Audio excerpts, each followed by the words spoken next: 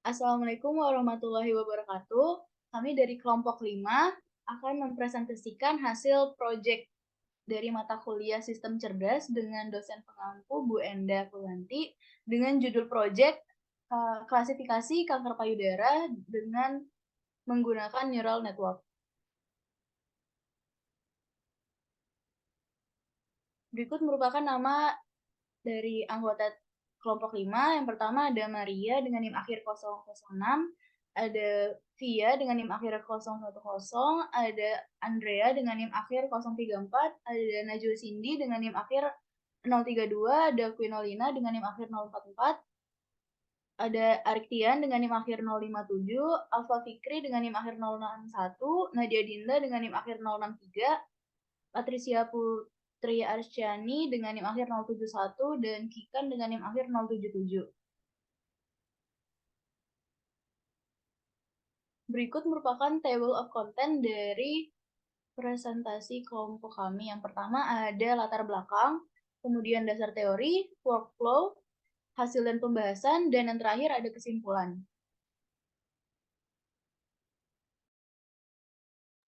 Yang pertama yaitu latar belakang.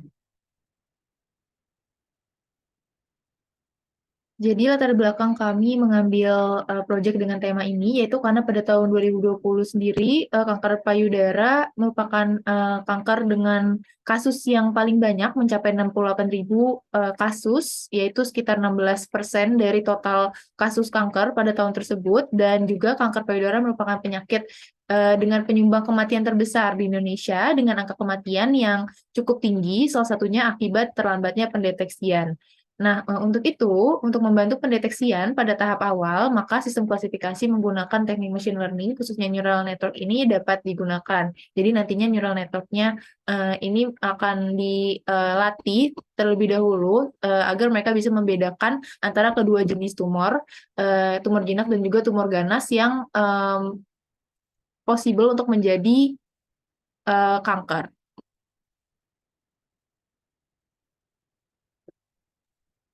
Baik, selanjutnya dasar teori. Bisa di next. Nah, seperti yang telah dibahas pada latar belakang tadi, bahwasanya kanker itu merupakan bagian dari tumor. Tumor sendiri dibagi menjadi dua golongan besar, yaitu ada tumor jinak atau benign dan juga tumor ganas atau malignan.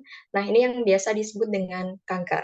Kanker memiliki potensi untuk menyerang dan merusak jaringan yang berdekatan dan menciptakan metastasis. Metastasis sendiri merupakan sel kanker yang telah menyebar dari jaringan atau tempat awal menuju ke jaringan atau tempat yang lain. Ini menurut Eugen Pia et al. Pada tahun 2019.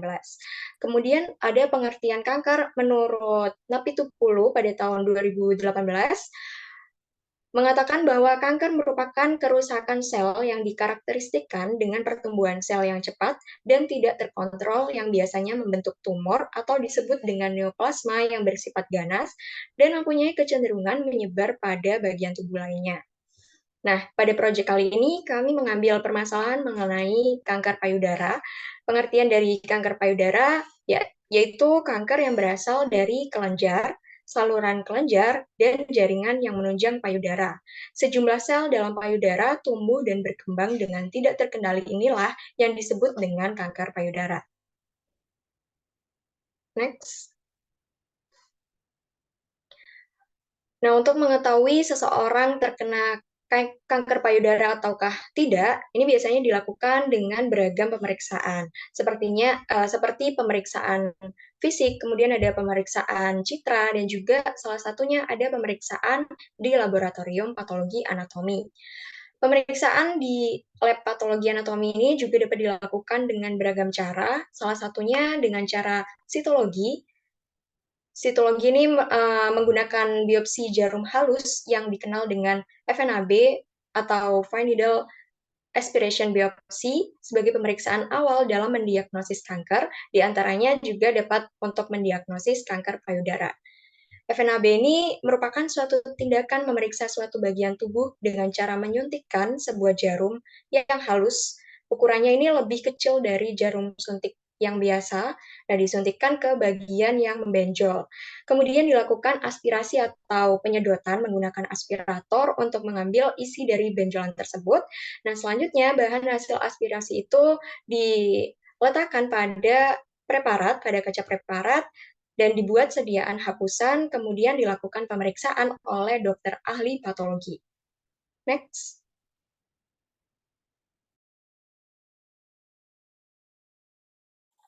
Nah, selanjutnya yaitu neural network. Neural network adalah jaringan dari sekelompok unit pemroses kecil yang dimodelkan berdasarkan jaringan saraf manusia. Nah, neural network ini merupakan sistem adaptif yang dapat merubah strukturnya untuk memecahkan masalah berdasarkan informasi eksternal maupun internal yang mengalir melalui jaringan tersebut. Nah, secara sederhana, neural network adalah sebuah alat pemodelan data statistik nonlinear. Neural network ini dapat digunakan untuk memodelkan hubungan yang kompleks antara input dan output untuk menemukan pola-pola pada data. Next.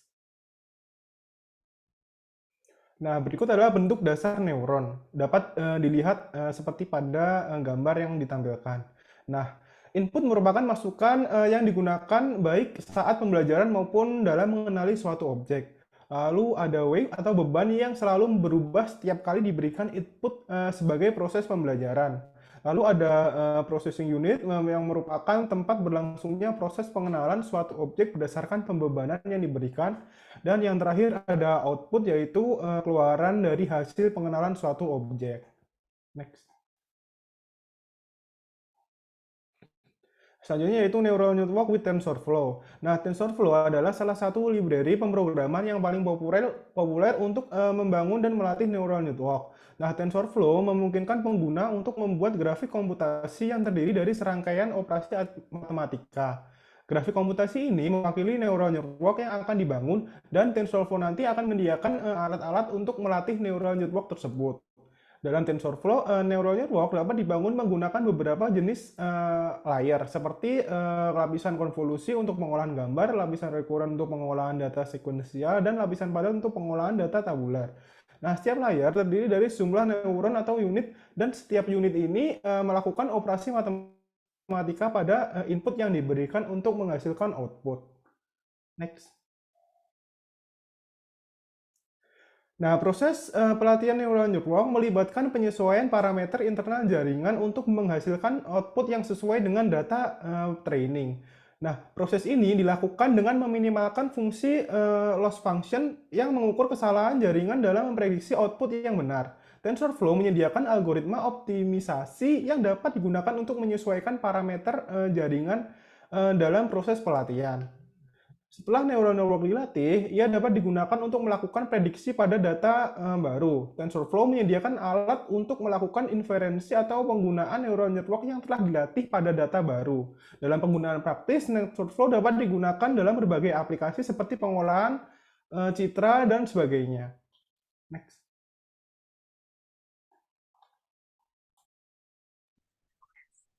Untuk selanjutnya kita masuk ke workflow atau alur kerja.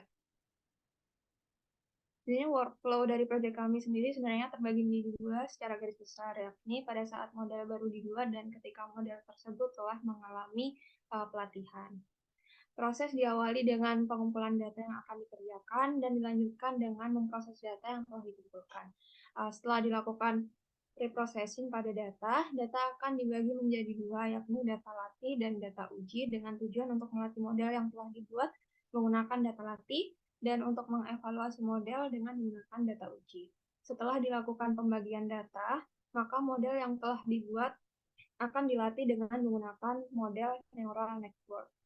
Setelah model dilatih, maka evaluasi model dilakukan dengan menggunakan data uji yang telah dipilih dengan output yang dihasilkan dari data baru yang diproses dengan menggunakan model yang telah dibuat adalah prediksi berupa malignant atau benign. Oke, next. Berikut gambaran workflow ketika model tersebut telah dilatih.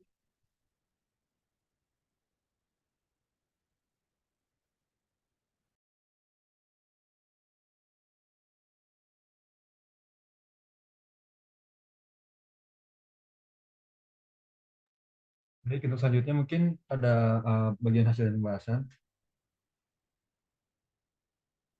Yang pertama yaitu pada data acquisition atau pengambilan data di sini dibagi menjadi dua, yaitu collecting data via Kaggle dan juga dataset. Bisa next. Untuk yang collecting data via Kaggle, Kaggle adalah salah satu platform untuk kompetisi ilmiah dan sumber daya untuk mempelajari data science dan machine learning. Kaggle menyediakan berbagai dataset yang dapat digunakan untuk latihan dan penelitian dalam berbagai topik, termasuk klasifikasi kanker payudara.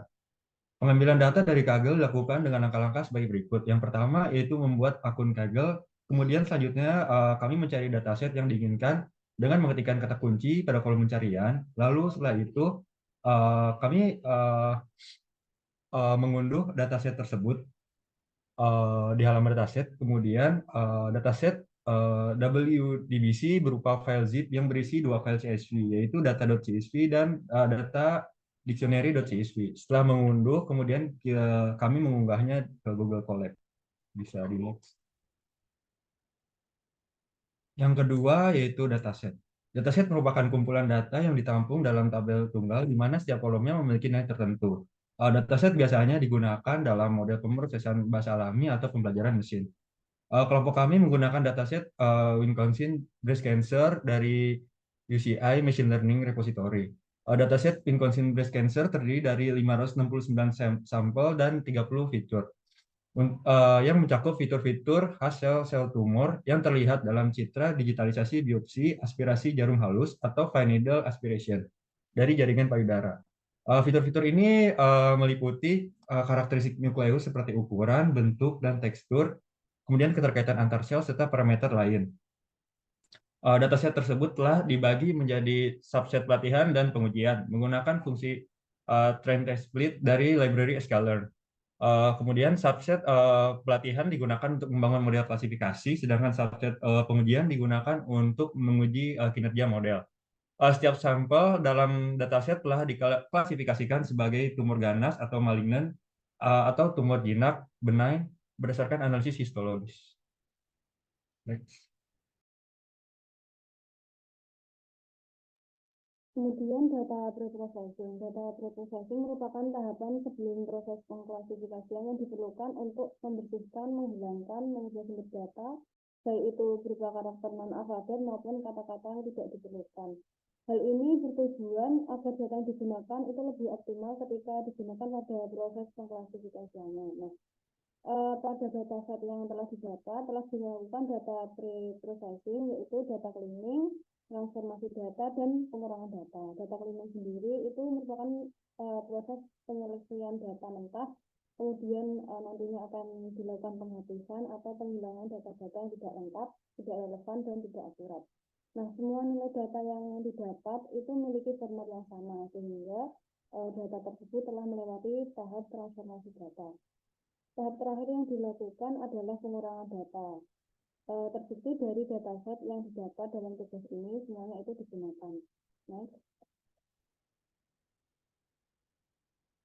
Tahapan dalam data pre-processing sendiri dalam tugas ini, yang pertama adalah import data dengan kodenya sebagai berikut. Nah, dari data nanti akan dibuat data frame yang berisi 31 kolom dengan 30 kolom fitur dan 1 kolom label target dengan kodenya sebagai berikut. Nah, kemudian yang ketiga yaitu pengujian nol, dilihat apakah jumlah data sebanyak 569 dan kolomnya 31 tidak.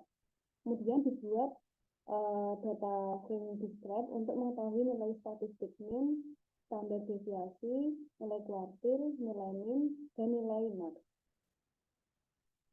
Dari tiap data sebanyak 569 itu nanti dibedakan menjadi dua label, malignant atau benign. Ketahui bahwa terdapat 357 target prediksi benign dan 312 target prediksi malignant. Kemudian informasi tersebut nanti akan dijadikan data frame group dengan dua label target atau prediksi 0 atau malignan dan 1 benign. Nah, pemisahan kedua label itu disesuaikan dengan nilai min dari tiap data. Diketahui sendiri, malignan itu lebih beresiko, sedangkan binan itu masih aman, sehingga nilai min malignan itu lebih tinggi daripada nilai min dari binan. Nah, untuk tahapan yang ketujuh, yaitu pemisahan data menjadi X dan Y, akan dijelaskan selanjutnya. Dan juga untuk tahapan ke-8, memisahkan training data dan testing data juga akan dijelaskan selanjutnya. Kemudian untuk yang standarisasi, itu nanti setelah didapatkan data, setelah dipisah akan dilakukan standarisasi dengan library dari standar scalar. Standar scalar adalah kelas garis clearance untuk melakukan normalisasi data agar data yang digunakan tidak memiliki penyimpangan yang besar.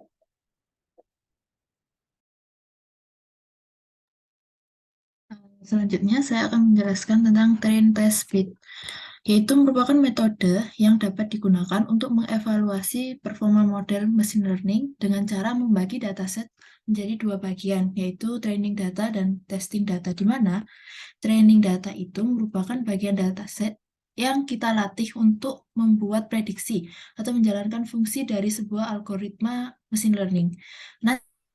Nantinya kita akan memberikan petunjuk melalui algoritma agar mesin tersebut yang kita latih bisa belajar pola dari data yang kita berikan. Jadi nanti kalau ada data baru, dia bisa memprediksi apakah itu termasuk kanker yang jinak ataupun yang ganas. Sedangkan testing data merupakan bagian dataset yang kita tes untuk melihat keakuratannya dengan proporsi tertentu. Bisa dilihat dari gambar, yang pertama adalah full dataset, yang kemudian kita bagi menjadi dua, yaitu fitur dan target. Setelah itu kita bagi lagi, dipisahkan lagi jadi dua, yaitu training dan testing dengan proporsi tertentu. Biasanya proporsinya yaitu untuk trainingnya 80% dan testingnya 20%, atau bisa juga 75 dan 25%. Next.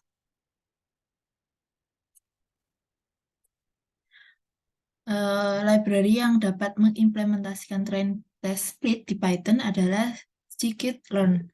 Dan untuk menggunakannya, kita perlu mengimport scikit-learn terlebih dahulu, kemudian setelah itu kita dapat menggunakan fungsi train test split. Kodenya sebagai berikut: from sklearn.model collection import train test split. Lalu kemudian kita mendefinisikan data yang menjadi source-nya atau X dan juga data targetnya atau Y, di mana untuk kode programnya X sama dengan data frame.drop columns sama dengan label X1 dan Y sama dengan data frame label. Untuk selanjutnya yaitu mengimplementasikan train test split.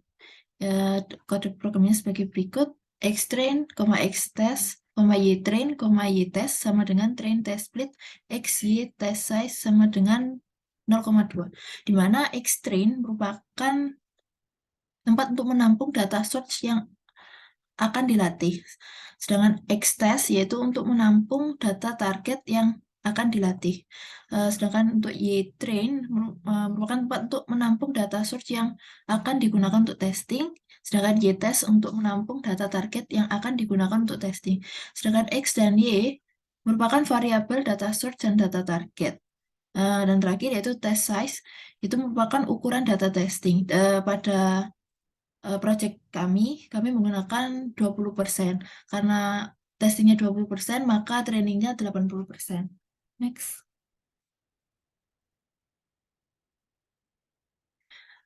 Namun, pada metode ini akan membagi train set dan test set itu secara random atau acak. Jadi, saat mengulang proses running, maka hasil yang didapatkan itu juga akan berubah-ubah.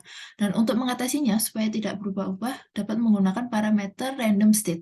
Seperti di bawah ini, kode programnya xtrain, xtest, ytrain, ytest sama dengan train test split, x, y, test size sama dengan 0,2, random state sama dengan 2. Random state ini terserah berapa, kita bisa memasukkan angkanya, terserah kita, tidak ada ketentuan khusus. Dan untuk selanjutnya, untuk mengetahui berapa jumlah data train dan test, dapat menggunakan kode program berikut, yaitu print xshift, xtrain shift, xtest shift. Selanjutnya akan dijelaskan oleh rekan saya.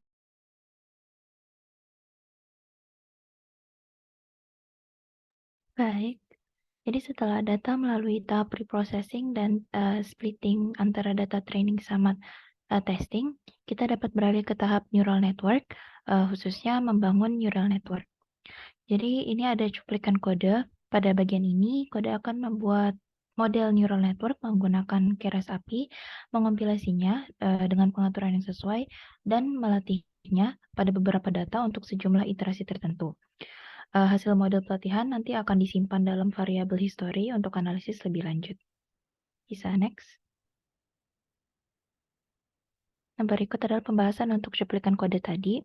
Jadi kode dimulai dengan mengimpor pustaka TensorFlow dan menyetel seed acak untuk reproduktabilitas. Jadi TensorFlow sendiri adalah pustaka open source yang digunakan untuk komputasi numerik yang biasa digunakan untuk membangun dan melatih model machine learning, khususnya neural network. Kemudian dengan menggunakan setseed, kita menjamin bahwa nilai acak yang sama dihasilkan setiap kali kita menjalankan kode. Kemudian kode akan mengimpor kelas API untuk keras API untuk membuat dan melatih model. Keras API sendiri untuk neural network tingkat tinggi yang dibuat di atas TensorFlow. Next.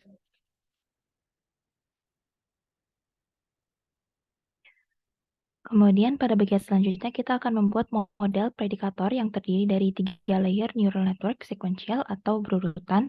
Jadi pada layer pertama akan dilakukan operasi flatten dengan 30 titik neuron.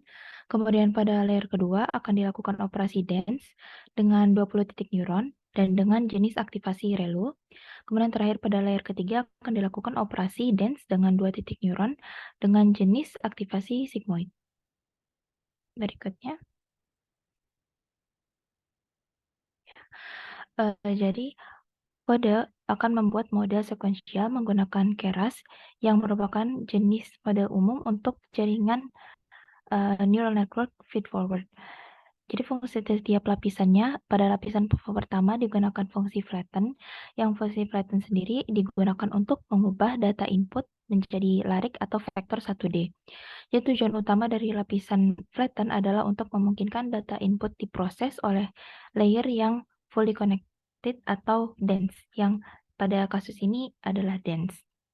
Pada layer pertama, data akan diubah menjadi larik atau dimensi yang berguna saat bekerja dengan data yang kita punyai. Kemudian pada layer kedua dan ketiga digunakan fungsi dense, yang fungsi dense ini dilakukan perhitungan dan transformasi matematis yang memungkinkan neural network untuk bekerja dari data input. Jadi setiap neuron pada dense layer akan terhubung dengan neuron pada lapisan sebelumnya. Pada dense layer dapat dilatih dan parameternya dapat diperbarui selama proses pelatihan machine learning.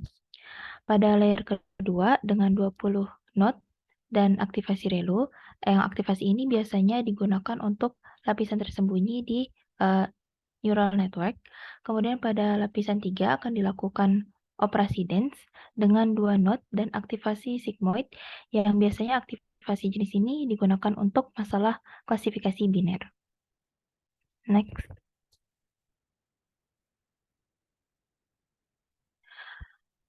Kemudian dense layer akan memerlukan parameter aktivasi seperti yang kita lihat pada cuplikan code tadi. Yang pada kasus kita, parameter aktivasi yang digunakan adalah ReLU untuk layer kedua dan sigmoid untuk layer ketiga. Jadi fungsi ReLU atau Rectified Linear Unit adalah fungsi aktivasi yang menerapkan fungsi seperti tercantum max dalam kurung 0,x. Yang fungsi ini non-linear dan memungkinkan neural network untuk mempelajari hubungan yang lebih kompleks antara input dan output yang kita berikan. Fungsi ReLU berguna untuk mencegah masalah vanishing gradient pada input dengan parameter yang banyak. Hal ini dapat terjadi saat kita langsung menggunakan fungsi aktivasi lain seperti fungsi sigmoid. Oleh makanya kita perlu melakukan fungsi dense dengan aktivasi ReLU terlebih dahulu. Kemudian fungsi aktivasi sigmoid adalah fungsi aktivasi yang menerapkan fungsi 1/1 1 tambah eksponensial min X, yang fungsi ini juga merupakan fungsi nonlinear yang memetakan bilangan real apapun ke nilai antara 0 dan 1. Fungsi sigmoid memiliki karakteristik kurva berbentuk S dan sering digunakan dalam masalah klasifikasi biner, di mana output dari jaringan saraf tiruan adalah probabilitas antara 0 dan 1 yang mewakili kemungkinan kelas tertentu. Kemudian next.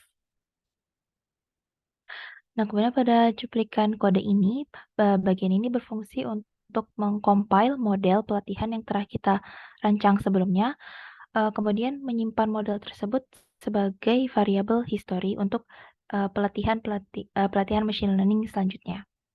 Next.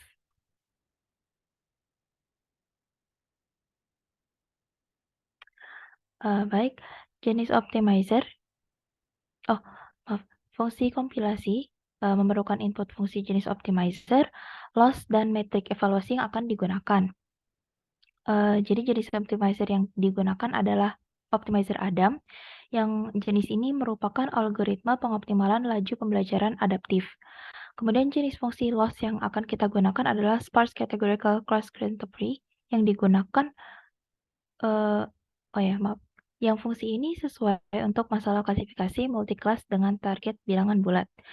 Kemudian metrik yang akan digunakan adalah akurasi, dan objek history akan dikembalikan dengan metode fit yang berisi informasi tentang proses pelatihan. Nah, metode fit sendiri digunakan untuk melatih model pada set data yang diberikan dengan argumen seperti ukuran batch, jumlah epoch, dan pemisahan validasi.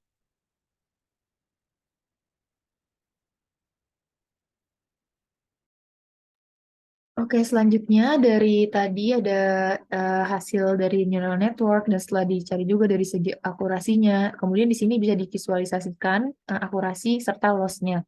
Dan dengan menganalisis kedua plot ini, kita juga dapat mengetahui seberapa bagus kinerja model predikator yang dirancang dan juga kita dapat mengidentifikasi area potensial untuk perbaikan atau pengembangan selanjutnya.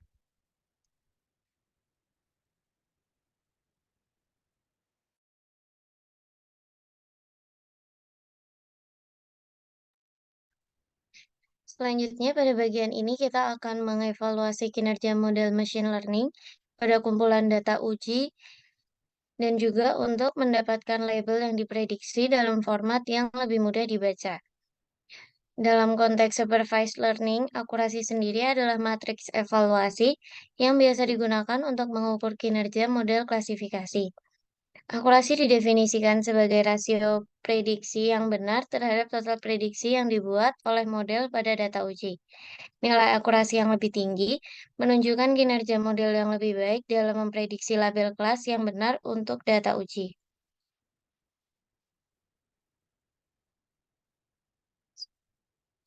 Oke, dari gambar sebelumnya, kode menggunakan fungsi evaluate dan predict, serta beberapa kode tambahan untuk memanipulasi dan memeriksa data dan prediksi.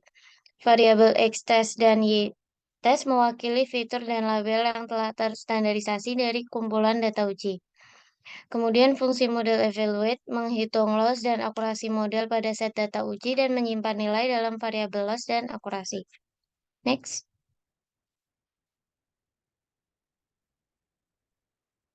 Kemudian metode predict adalah metode bawaan di Keras Library Deep Learning yang populer digunakan untuk membangun model neural network.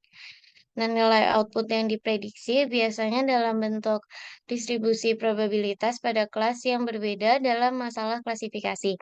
Nah, dalam kode ini, YPRED adalah array NumPy yang berisi nilai probabilitas yang diprediksi untuk setiap contoh pengujian, di mana setiap baris sesuai dengan satu contoh dan setiap kolom sesuai dengan label kelas tertentu. Next.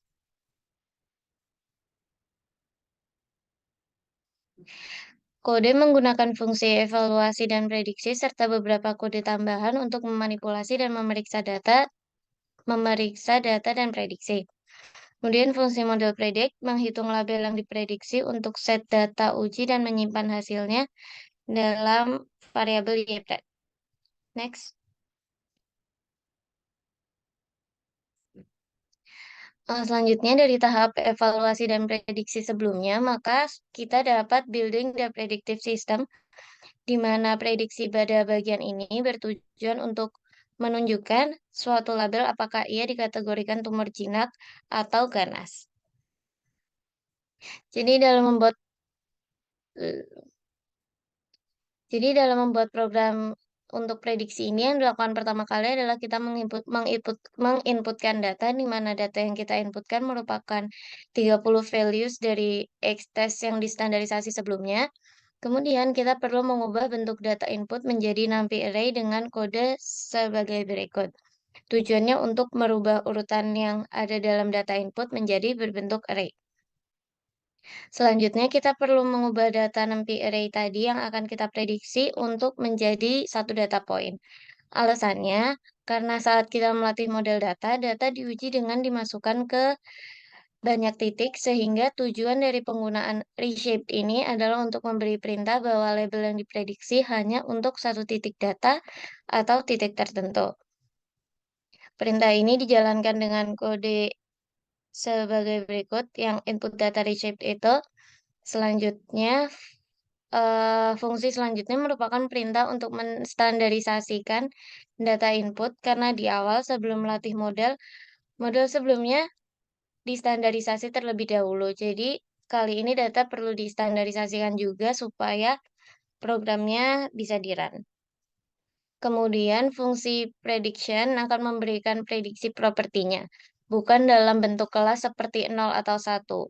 Dan perintah print prediction itu untuk menunjukkan outputnya. Kemudian fungsi prediction label sendiri merupakan fungsi untuk mengubah nilai probabilitas tadi ke dalam kelas yang sebelumnya sudah kita ketahui, yaitu 0 atau 1. Nah, di sini kembali menggunakan sintaks np-argmax yang sebelumnya digunakan untuk menampilkan hasil seluruh data, namun kali ini digunakan dengan perintah yang sama, hanya saja diganti dengan np.argmaxPrediction. Karena yang mau ditunjukkan tadi adalah ketika program menampilkan hasilnya dalam satu data point saja. Lalu diberikan fungsi untuk kondisi if prediction label, yang mana itu merupakan perintah untuk mengeluarkan hasil output yang memberitahukan kondisi apakah tumor tersebut jinak, ganas jika hasil prediction-nya berlabel 0, dan juga menunjukkan hasil sebaliknya, yaitu jinak jika berlabel 1. Next.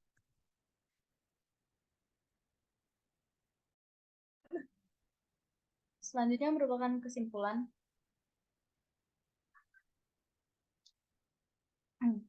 Neural network adalah algoritma pembelajaran mesin yang terinspirasi oleh sistem saraf manusia dan dapat digunakan untuk mengidentifikasi pola dalam data. Dalam melakukan klasifikasi pada kanker, neural network dapat dilatih dengan mengenali pola-pola yang berbeda pada gambar tumor dan mengeluarkan prediksi apakah tumor tersebut bersifat jinak atau ganas.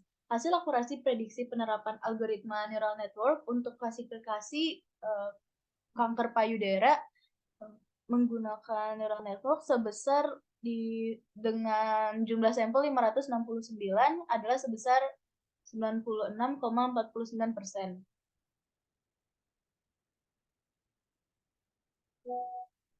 Sekian presentasi dari kelompok kami, kurang lebihnya mohon maaf. Terima kasih. Wassalamualaikum warahmatullahi wabarakatuh.